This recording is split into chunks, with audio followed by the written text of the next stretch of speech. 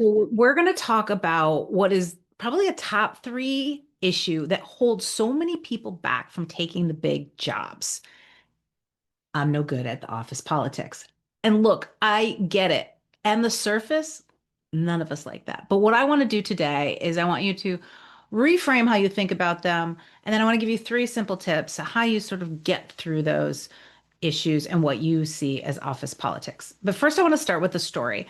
I was in my maybe mid to later 20s, and I had just recently joined a new division within the larger company. It was the international division, and I was actually sitting on the leadership team, except for I was like the only one that didn't have an office because I was still so young. And I would notice most days when around lunchtime, around noon, two people from that executive team, including our boss, so the big kahuna, and one of my peers would head off down to the cafeteria together. And I remember thinking, like, oh, how come just the two of them are going? Like, it felt so politicky. And it took me a really long time to realize. In fact, I didn't realize it until I was in her position when I was sort of the big kahuna, the CEO of a division of the company, that it wasn't politics. They were friends. And even the big kahuna needs friends. And so, what we do so often is we assume everything is politics and that everything is ill intended, when at the end of the day, she just wanted somebody to walk to the cafeteria with.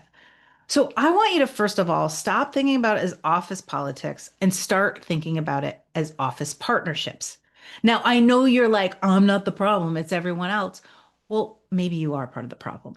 And so, first is to think the first tip is just think good intent, that not everything that's going on is meant to undermine you or to get more time with the boss or take your job or to sabotage your product.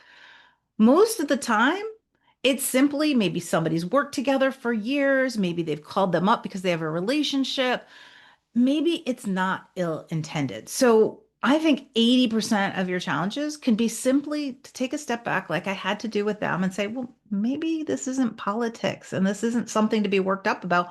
Maybe they just want somebody to walk to lunch with. So that's number one.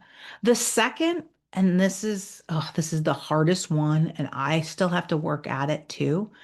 You need to be the person that puts out the gossip. I mean, so often we complain about office politics. Yeah, we are sucked in like in a hot second to some gossipy IM or conversation about this person or that person. And it's just like your candle that you might have in your room or your office.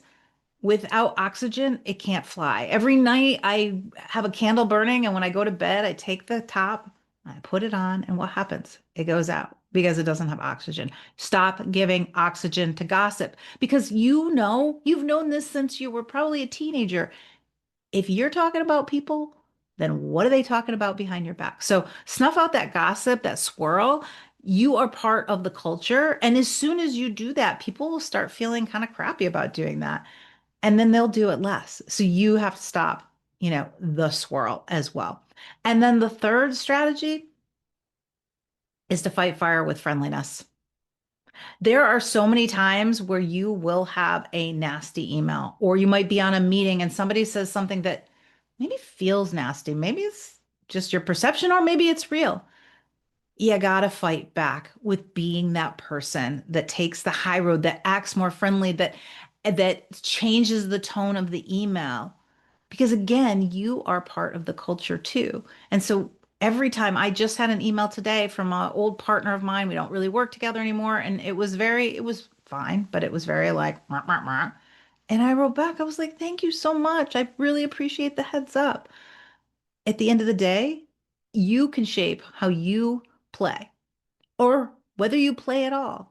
And if you start to think about things less as politics and more as partnerships and focus on your energy to create the partnerships, the relationships, the culture, the atmosphere that you want to do, you can change the game too. And yes, you can go for that big job.